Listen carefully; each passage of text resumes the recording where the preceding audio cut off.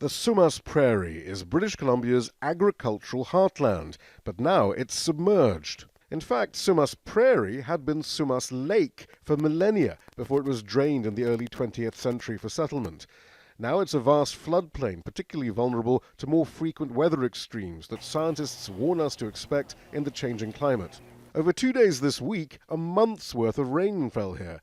Now thousands are displaced or cut off. Roadways, railways and bridges have been washed away. Some of those rescued are staying in this shelter, with no idea of when they can return home, given the continued flooding and the uncertainty about the structural stability of transport routes that remain. I've heard 2 days to 10 days to no one knows. So yeah, I heard 2 days ago, so I'm still here.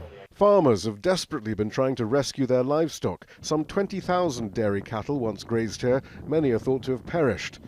In Washington, D.C., after the so-called Three Amigos summit with his U.S. and Mexican counterparts, the Canadian Prime Minister pledged coordinated action. We will continue to work with Indigenous communities to keep people safe. We'll work with the province, with industry and all other partners on logistics, on repairs, on getting goods moving.